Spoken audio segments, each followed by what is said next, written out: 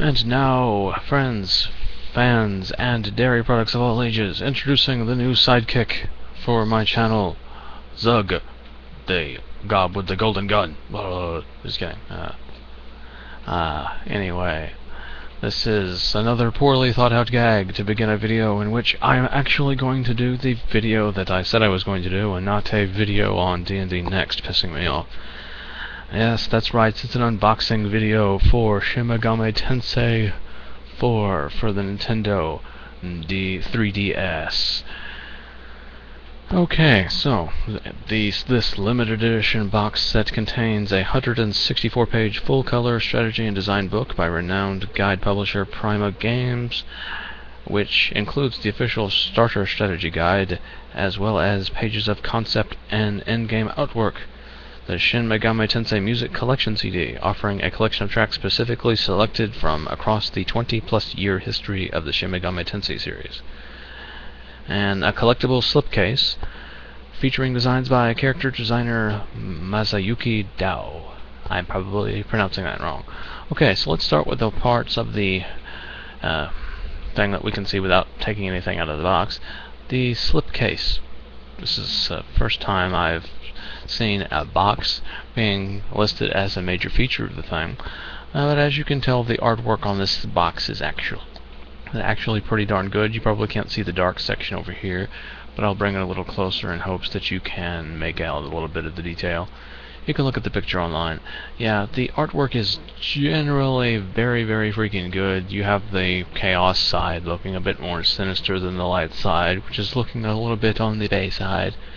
A little bit feminine, and interestingly, hands from both sides are clasping the two of your friends that are represent those sides of the conflict, which is, actually pretty darn interesting, because it kind of like they are taken away by circumstance and turned into things that they actually were not originally. So that's actually pretty symbolic there, really nicely done.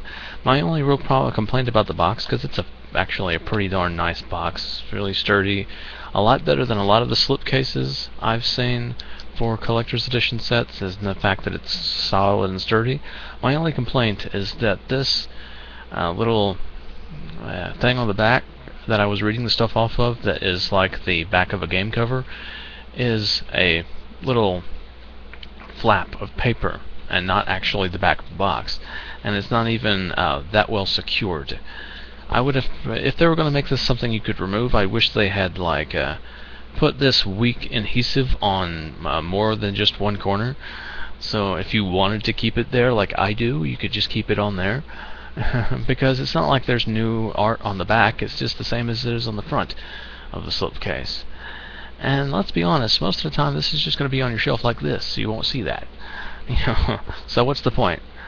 That'll just make it difficult to keep the thing on the back. So yeah, let's go ahead and unbox. And actually, the front of the case is exactly like the front of the slipcase. I would have preferred if there was different art on the slipcase than is on the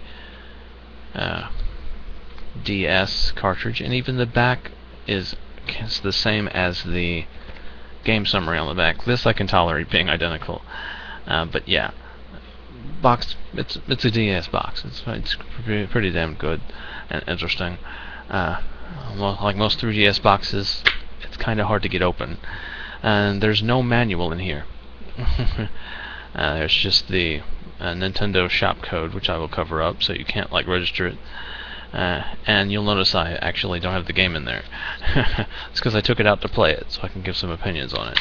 I wanted to actually know the quality of the parts of the box before I went and started making a review on it.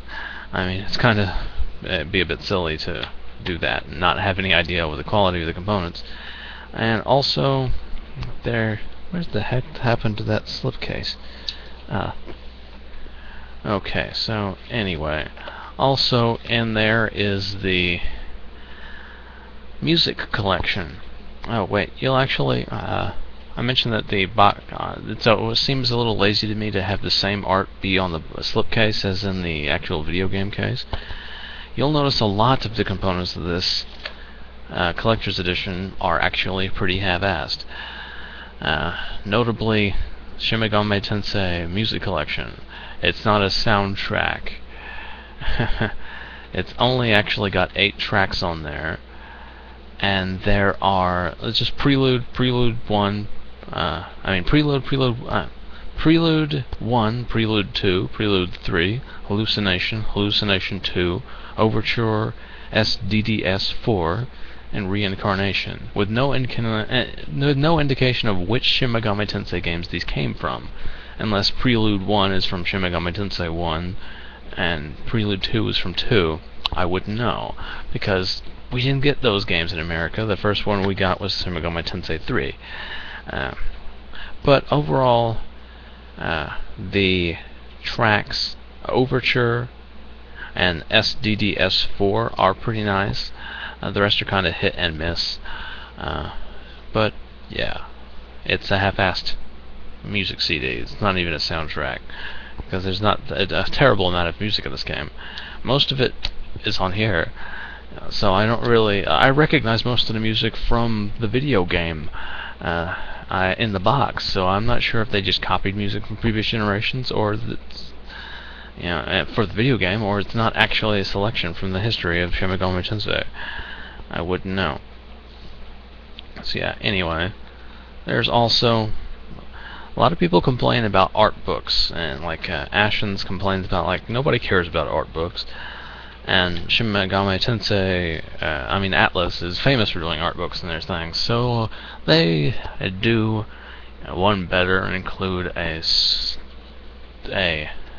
what do they call it? A strategy and design book. So it's an art book with a strategy guide, and actually I really like the cover. This cover is really freaking spiffy. Very nicely designed, kind of deco, like Art Deco, modern. It's a type of art style that they make good use of here. Even though the picture of the protagonist here is kind of overused throughout the thing. There's pretty much any time you see him in a picture, it's that freaking picture. Kind of thing. But yeah, it's really well laid out, and they make good use of the materials presented as far as the cover goes. And yeah, pretty much it's a strategy guide, but they have like concept art in these of the characters in the sections where they have the character profiles in the strategy guide. And, you see here like the concept artwork and the sketches of the art book, and also they have some overview of art from various sections of the city as they break down the sections of the city. So basically in the sections where they would break down areas of the game and stuff, they put concept art in there. And in the case of areas, yeah, that's pretty much what they show in the game. Yeah, so there are an outtakes section. This is the only actual section that is art book and not strategy guide infused. There's basically rough designs of previous characters that they did not use, prototypes for the characters and the uniforms. I actually like the prototype samurai uniforms, but I can see why they didn't go with them. So yeah, and then they have an interview from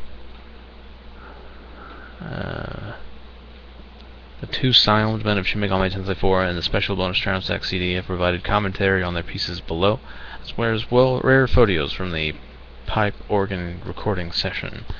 So yeah, they got like commentary from the music guys, another section that's a bit not freaking arts book. So, and yeah, for the rest of the book is pretty much strategy guide, and kind of shitty strategy guide. Yeah, it's a pretty much strategy guide, so it's pretty much going to be complete shit and not actually take you like you need to go. I mean, yeah. It gives you like a reasonable strategy guide, but not as good as something you could find off of GameFAQs. It's a nice thing that they gave the strategy guide and an art booklet in it, and it's a nice step up from just getting an art booklet. Although, personally, I don't really care either way. No one cares about strategy guide from Prima Games. I don't see why anybody would buy them. It's nice to have both at once, even though they're both kind of half-assed in their the way they do it. It's just kind of poorly laid out as far as it goes. Not really easy reading. I would prefer like just it's segmented and like, oh, read this section here with the next to this picture, then go over here and read this section, and then like go here and here, and but it's kind of annoying layout that I don't really care much for. But yeah, if you need a strategy guide, it's there in the box, but still you'll probably end up going to game packs anyway for a more organized, more detailed breakdown of what needs to happen and what you need to do, because they really don't give you much strategic tips for, aside from like a chart, they don't really give you much strategic tips for the boss battles and such. It's not a very good strategy guide. It's okay, but all in all, the materials are pretty much from start to finish half-assed components. There they tried to combine two things into one to save space, and like tried to be a little different. Like, oh, let's not do a soundtrack, let's do this. Let's 8 tracks of just because we don't really have enough tracks to make a full regular soundtrack in the game. And this is not really meant to be a full-fledged review of the game itself, but so far, from what I've played of the game, which I have only gone about, from what I guess is a fourth, maybe a third of the way into the game, I haven't really gotten to the meat of the game yet. So I can't really give a full-fledged review. But yeah, from what I can tell, it's a really well-written, good game that I thoroughly enjoy. And it's gone back to that real... It's the main series Shin Megami Tensei game, so it is hard after a point. I had to turn the difficulty down a notch to get past a boss, because I just couldn't. I was a couple of levels too low, and there was no way I could go back. And that's one problem I have with the game so far, is the grind isn't very well implemented. You know, I'm fine with games where you have to grind up a few levels before you face a boss, but the grinding has to be well implemented. And, you know, if you have to like go through like 25 fights to level up, it kind of gets a little bit on the grindy side.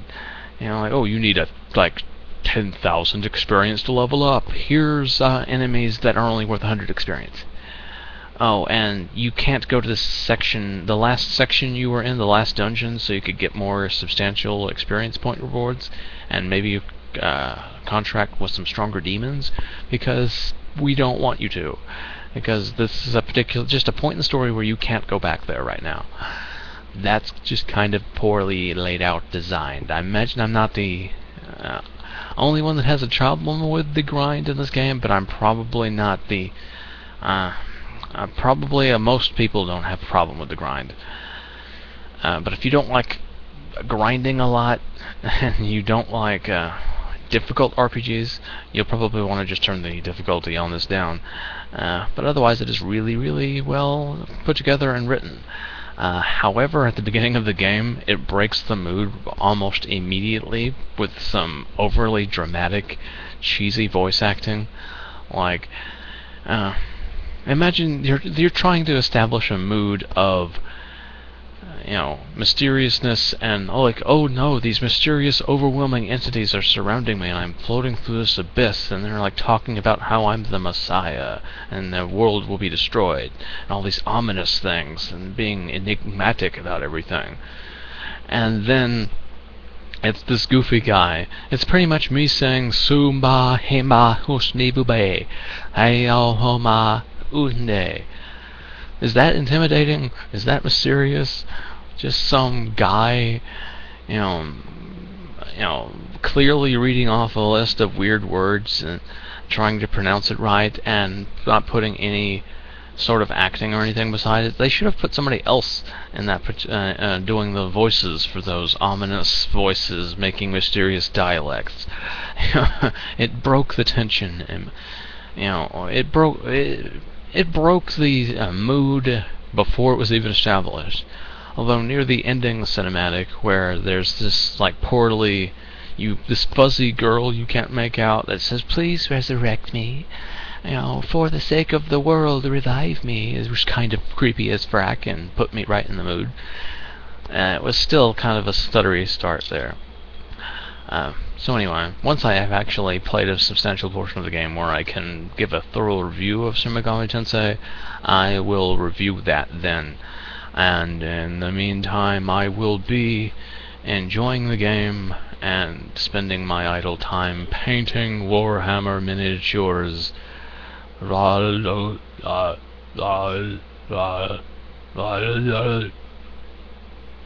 Just kidding. If you can make out which ones these are, I am astonished. You might be able to make out this one, because it's got more details on it and it has a more distinct figure. But if you can see what this one is, you must know Warhammer pretty well. Yeah, anyway. This is Cheese of Ages cheesing off. Oh no, he's betrayed me.